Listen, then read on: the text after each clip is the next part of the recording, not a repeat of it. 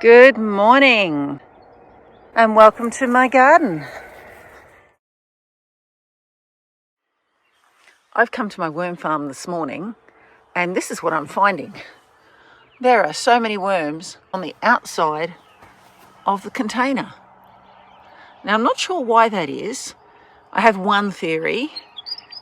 I have been putting a lot of water through my worm farm every day, and so I've been very slack about what I put in there. And so occasionally I'll put in some citrus skins and not worry about it becoming acidic for the worms because I'm going to flush it through tomorrow again. I'm wondering if these worms are actually trying to get away from what's in the worm farm. It's a theory. I'll have a look at the layers that they are on and see what they look like. This is the top layer of my worm farm. You can see I don't chop things small for them. I figure they don't need it chopped small in the wild. They'll work it out. It'll become small over time and then they can eat it and it'll rot and they'll eat what they can. If I get to that layer and I find they haven't eaten everything, then I just put it back in the next layer for them to have another go. Second layer of the worm farm.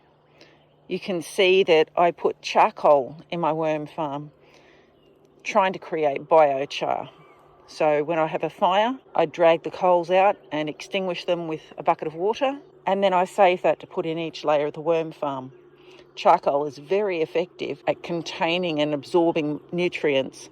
This then is released back into the soil when the plants want it, and the microbes can use it, so it becomes valuable in the soil when you plant it.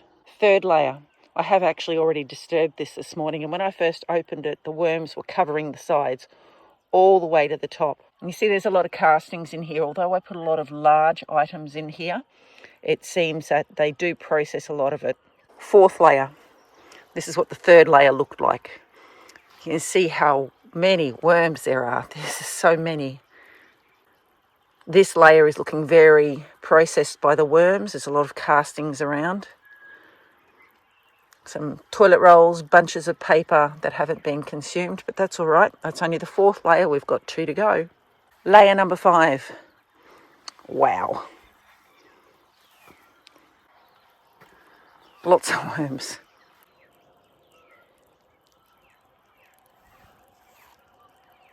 Increasingly, as we get down to the lower levels, there is more castings. There are fewer items that are not decomposed by the worms.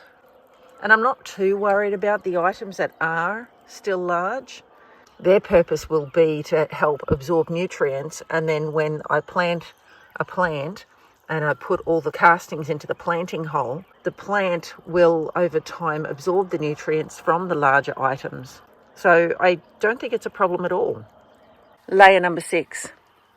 So many worms. I think the ones on this side got dragged out when I took the layer off. Yeah, that's a big puddle of worms. And there. I'll try and pick some of them up, but most of them will get away. You can see there's some stuff in there that really didn't decompose well. So I will pull that out and then I'll add it back into the top layer so it'll go through the system again. Here's the bottom layer of the worm farm. It seems that when I drained the water out yesterday, I didn't drain all of it out. I thought I'd done more of this, but I must have been distracted and not finished the job. There's going to be a lot of worms in there. So when I drain that, they'll all come out. Let's just turn the tap on here. And you see the water in, and you can see the water draining away.